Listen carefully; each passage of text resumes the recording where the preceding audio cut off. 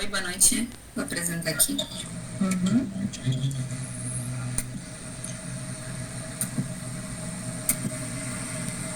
Então, encerrando a noite, a aluna Jennifer Dias Schneider, um trabalho análise do efeito do processamento térmico do nitinol para estentes coronários, propriedades mecânicas e resistência.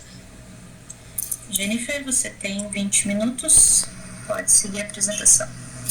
Beleza, boa noite a todos então. Vou iniciar meu trabalho de conclusão de curso falando então sobre a análise do efeito do processamento térmico do nitinol para os estentes coronários. Introduzindo um pouco sobre o assunto, vou explicar então para que serve o stent, para qual que é a funcionalidade dele. Ele serve para tratar 3 doenças, estenose, dissecção e aneurisma. Estenose é o que aparece ali na imagem da esquerda, quando tem alguma obstrução ali na artéria ou na aorta do paciente. Normalmente é gordura localizada, então o stent ele serve para expandir aquela região ali, para que o fluxo sanguíneo ele possa percorrer novamente de forma correta. A dissecção é a imagem do centro ali, ela representa uma segunda camada da aorta, então o sangue ele teria uma região específica para passar e ele acaba ocasionando uma segunda região de fuga do sangue, causa bastante desconforto para o paciente. Então o stent ele também tem essa mesma função de dilatar ali a aorta e fazendo com que o fluxo sanguíneo percorra somente na região a qual deve percorrer ali dentro da aorta. Já o aneurisma é o stent revestido de EPTFE, praticamente a mesma solução, ele também é expandido dentro da aorta, onde o stent ele acaba pegando ali na região saudável, de cima do aneurisma, e também na região saudável ali embaixo. Então ele isola toda aquela bola ali do aneurisma. O aneurisma pode acontecer um rompimento na aorta.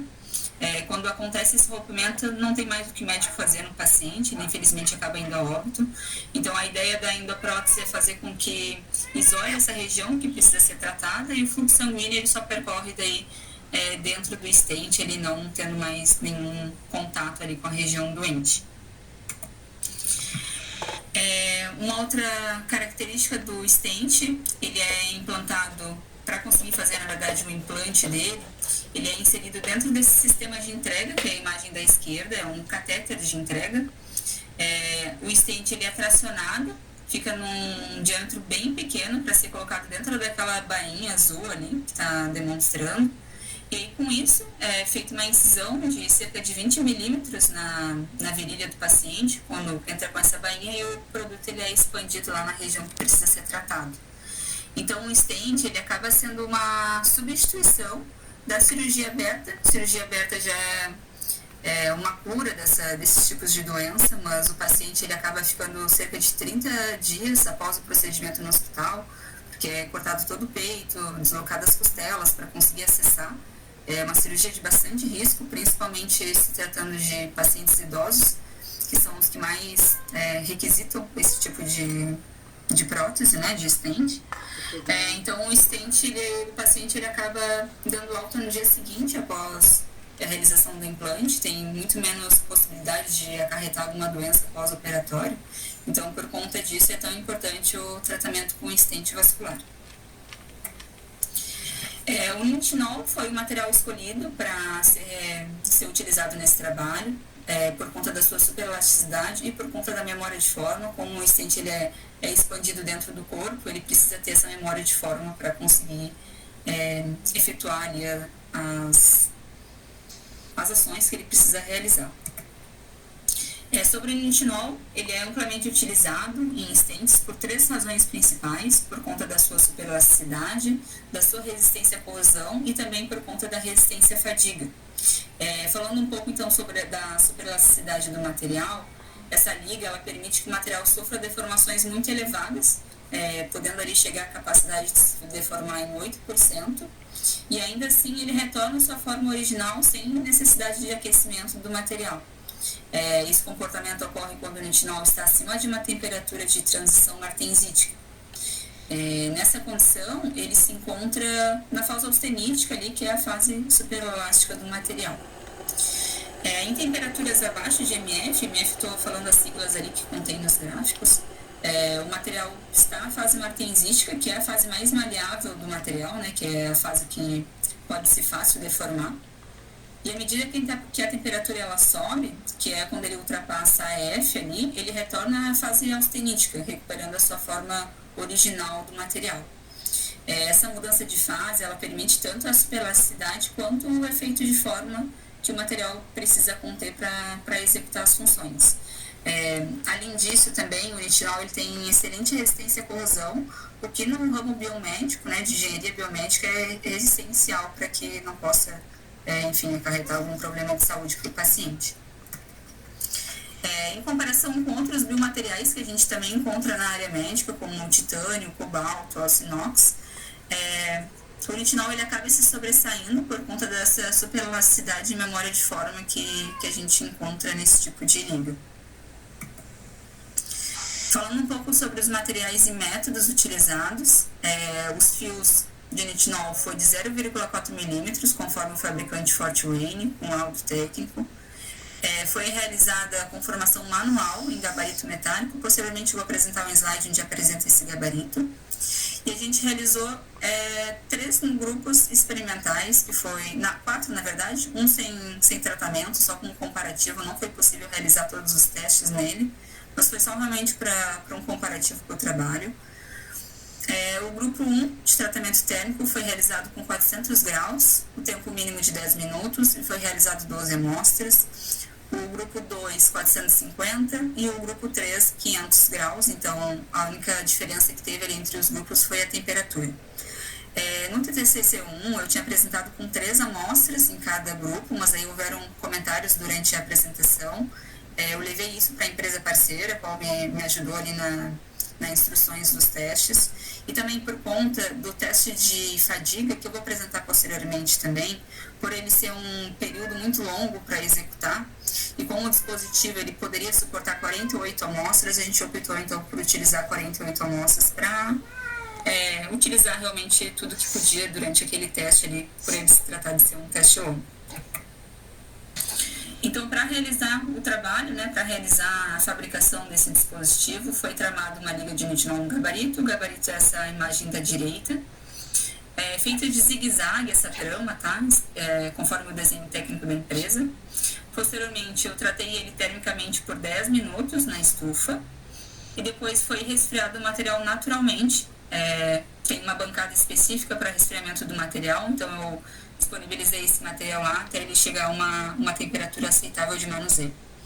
Após isso, foi realizadas medições dimensionais e os testes mecânicos foram simulados conforme a ISO 25539, que é a ISO a qual destina os testes de endoprótese e estentes vasculares.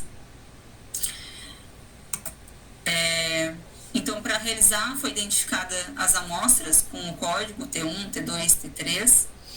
Foi realizada a análise dimensional antes do tratamento térmico, foi realizada também a pesagem dessas amostras. Posteriormente, foi realizado o tratamento. Realizei as mesmas análises para um comparativo, tanto de análise dimensional como também de pesagem. Daí adiante, foi realizados os testes conforme a 25539, teste de força radial, teste de flexibilidade, teste de deformação e, por último, o teste de fadiga, e aí sim foi concluído os testes. Então, para análise dimensional do tratamento térmico, foi realizado medição com paquímetro para verificar o diâmetro do nitinol, com balança e também com microscópio para verificar fissuras maiores que pudessem ter ali, que fosse fácil de identificar. Por se tratar de uma empresa de ramo medical, é obrigatório que todos os instrumentos sejam calibrados, então precisa ser de um laboratório que seja acreditado para realizar essas calibrações.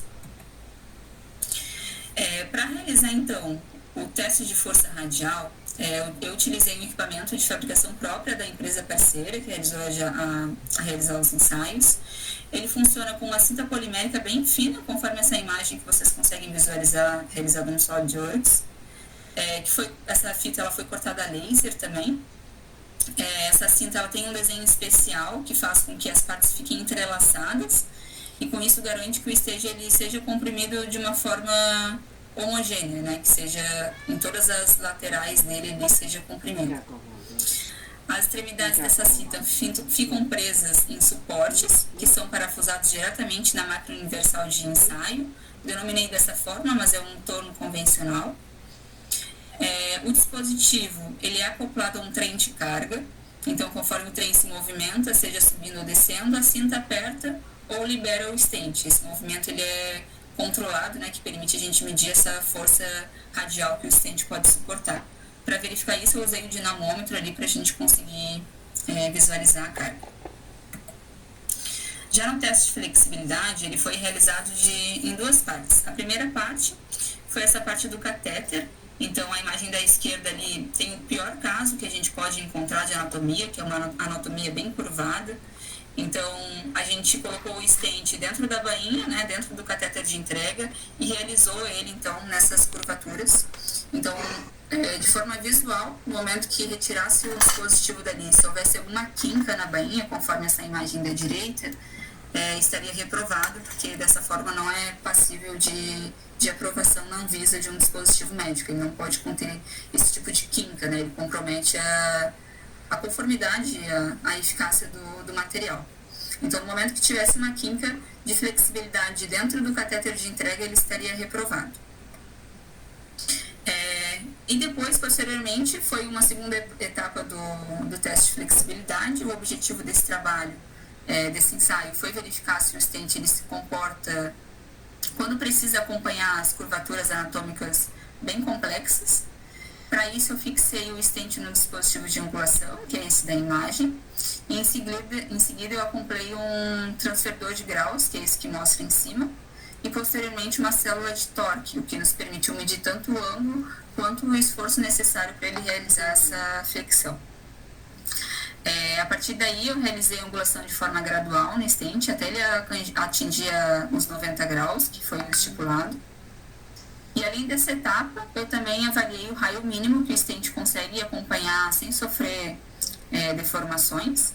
Então, ainda na posição inicial, o stent bem na região vertical, eu fiz uma verificação por meio de uma análise visual, utilizando essas escalas de transferências do equipamento para verificar até onde ele conseguia dobrar sem sair da região vertical ali, sem conter um ângulo maior.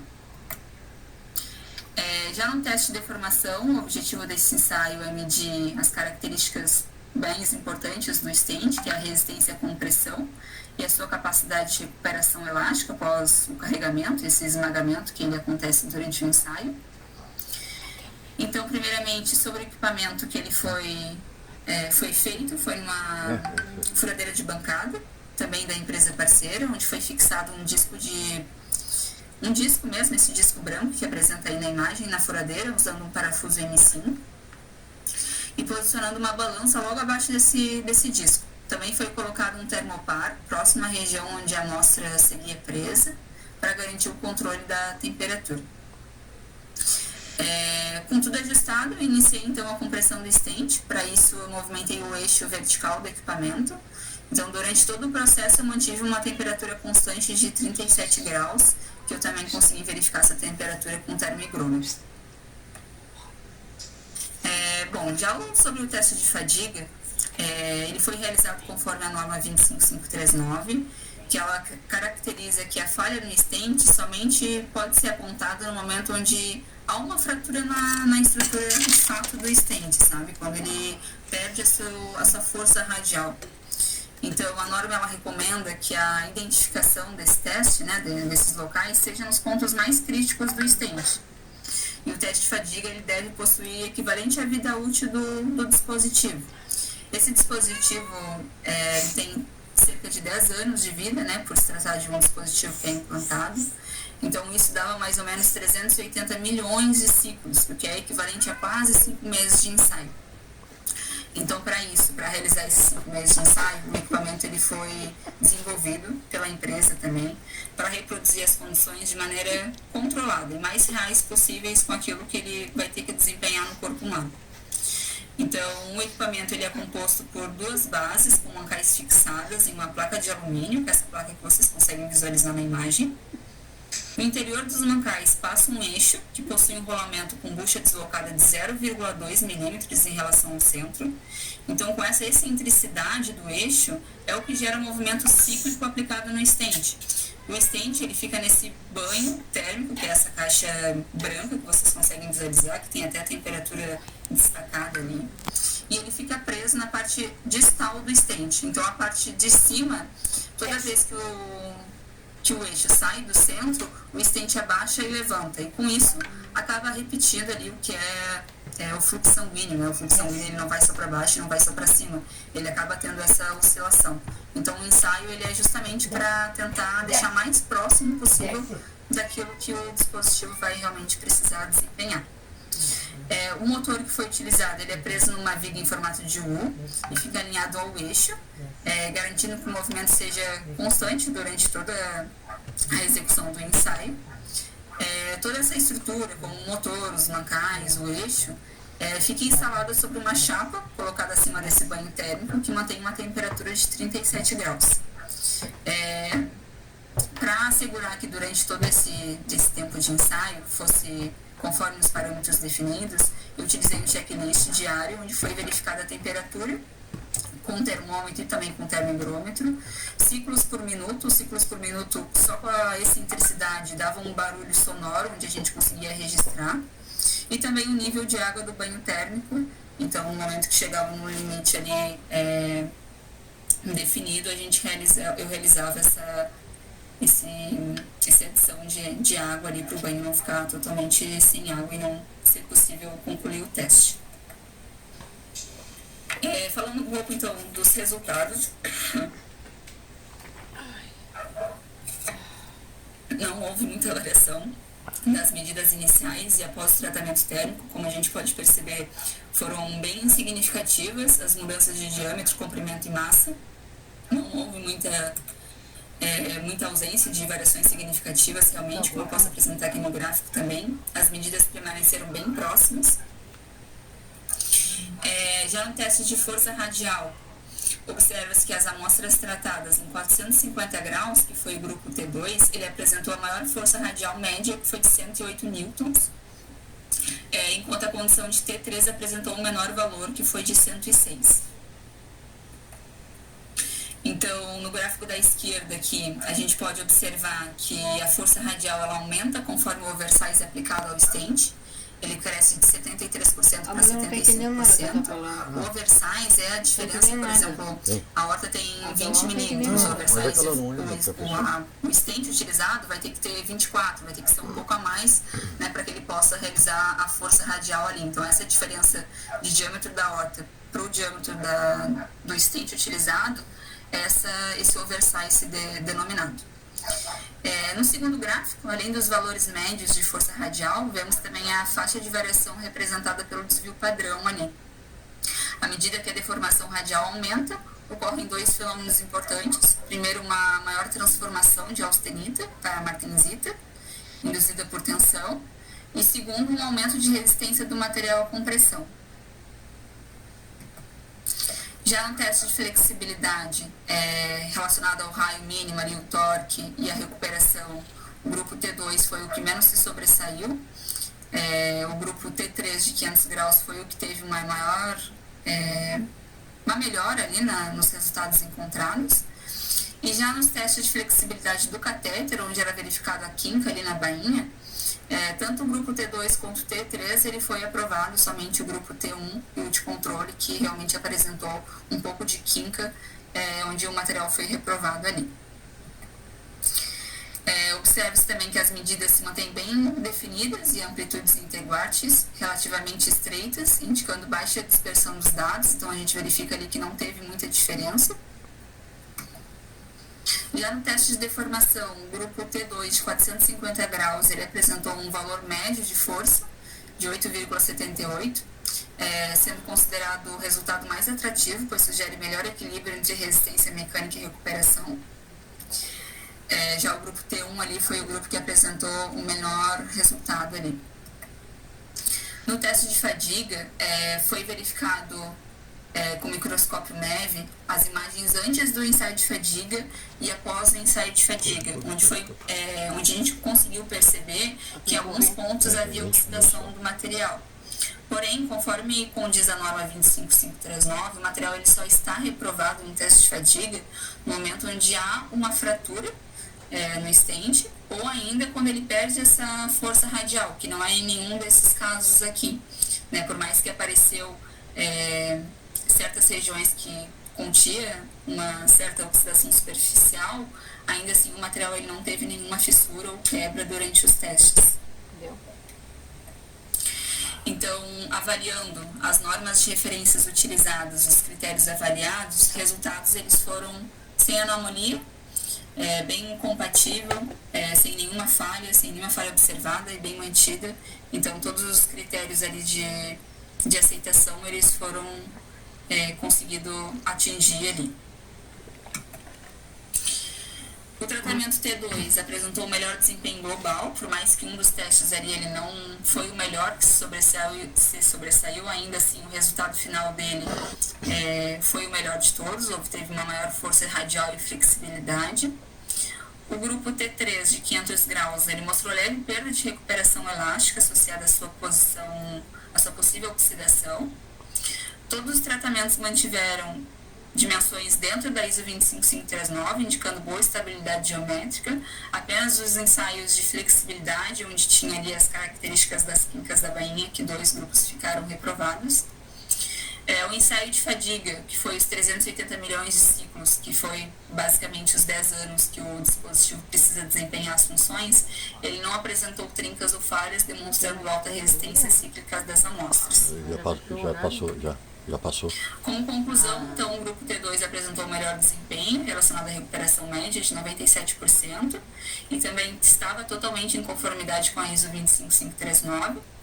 O grupo T1 de 400 graus, ele mostrou um desempenho adequado, porém inferior ao grupo T3 de 500 graus, que apresentou uma redução de estabilidade superelástica. Os resultados reforçam que a faixa térmica próxima a 450 graus otimiza a relação martensítica-austenítica e o desempenho cíclico do nitinol. E recomenda-se aprofundar os estudos com outras análises microestruturais, como essas de DSC, SEM, XRD, e testar tratamentos em atmosferas inertes para reduzir a oxidação e melhorar a durabilidade, né? Como apresentado ali nos materiais e métodos, não foi realizado a atmosfera inerte durante o desenvolvimento do trabalho. E o trabalho ele contribuiu para o avanço tecnológico nacional do registro na Anvisa, que a empresa parceira vai conseguir solicitar o registro desse dispositivo através desses testes realizados, e para o aprimoramento dos processos industriais na fabricação dos dispositivos endovasculares também. As referências utilizadas aqui nessa apresentação, e é isto. Perfeitamente, muito obrigada, Jennifer. Passo agora a palavra para o professor Daniel. Passou bastante. Obrigado. Boa noite, Jennifer. Parabéns pela apresentação. Obrigada. Eu vou perceber bastante segurança e bastante conhecimento no assunto. Obrigada. Nós temos bastante do trabalho. A gente já tinha conversado na apresentação 1, e foi legal que conseguiu aumentar o número de amostras, né? Essa era uma das recomendações do trabalho 1. Que bom que conseguiu fazer isso.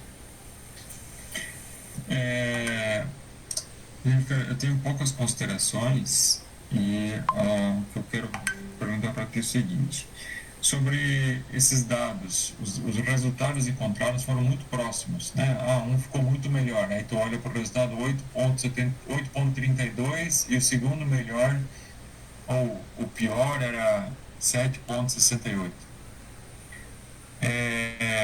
Essa variação pequena pode ter sido algum problema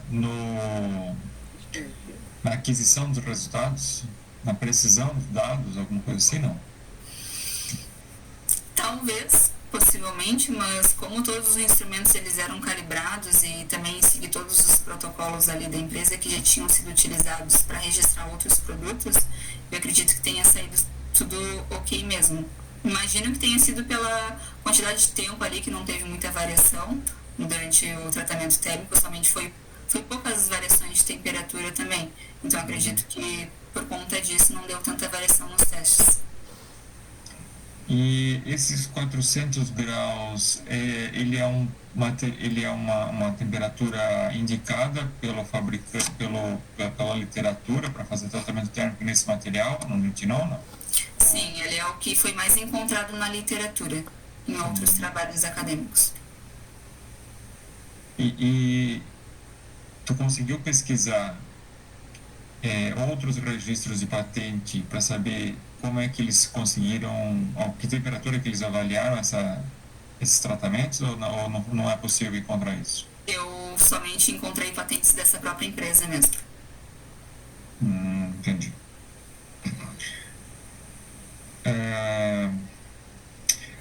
Tu comentou sobre a questão ali de que nos resultados finais, aqui aconteceu tal situação por ter resultados martensíticos e austeníticos. Mas tu não fez nenhuma análise micrográfica ou metalográfica das amostras pesquisadas. Esse resultado tu tirou de literatura? É provável ou... De literatura, de comparação mesmo com outros trabalhos, com outros resultados de outros trabalhos.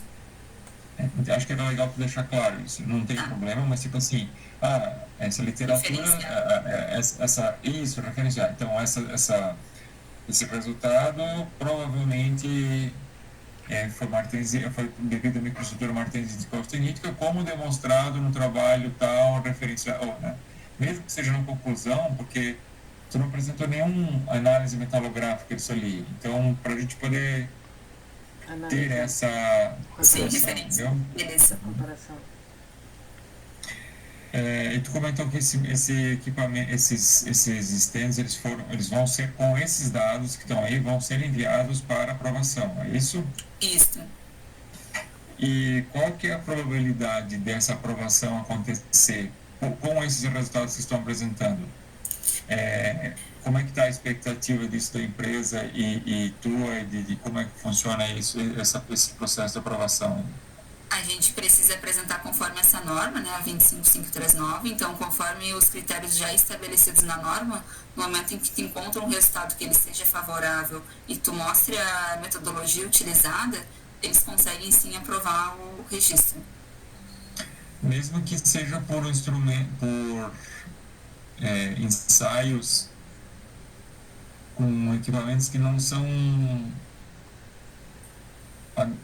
não sei nem se existe, né? Porque é uma pergunta mesmo, tipo, existe um equipamento que seja apropriado para isso?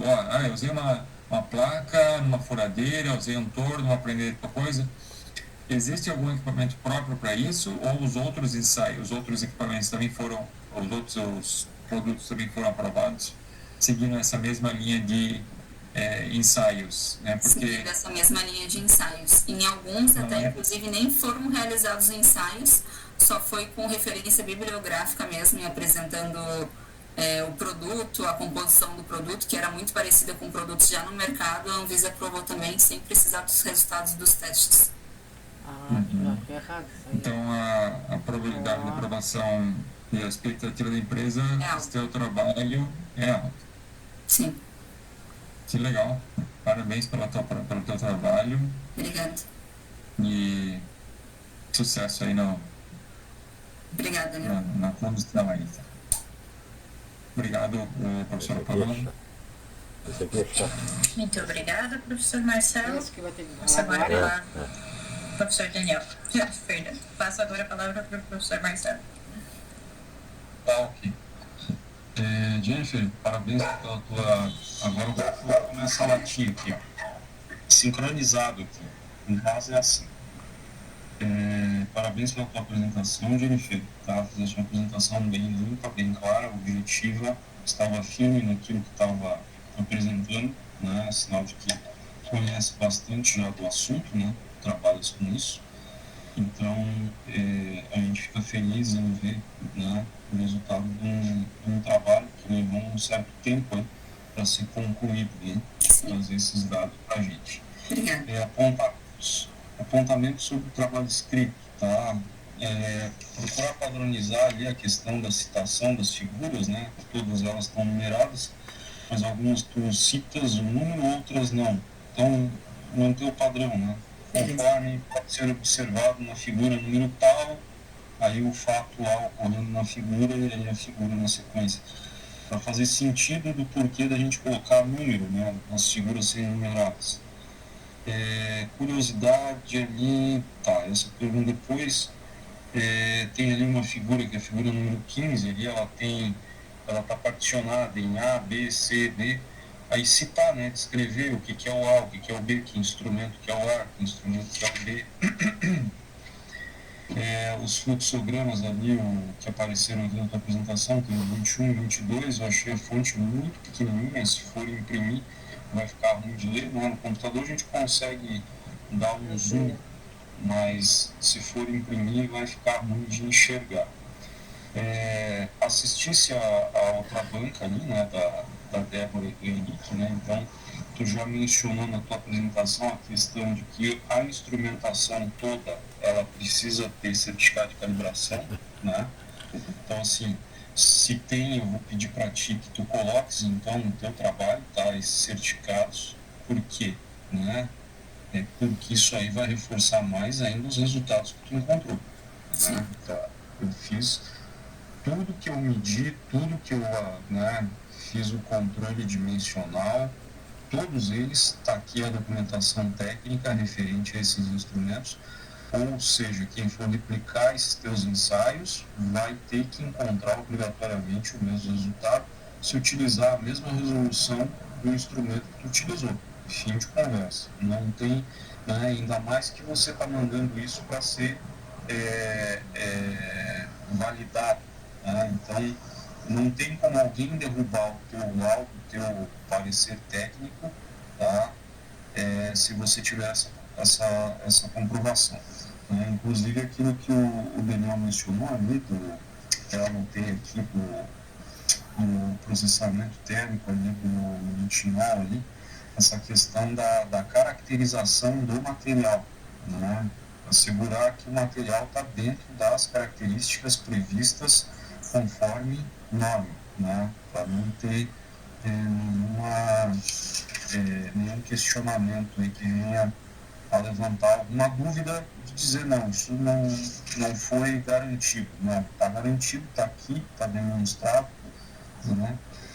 E no mais é isso, né? O Daniel fez aí as colocações, já tinha anotado aqui, tá? Te dou os parabéns aí, os parabéns para a professora Pâmela aí, tá? Um excelente trabalho, vejo um futuro promissor aí, tá bom?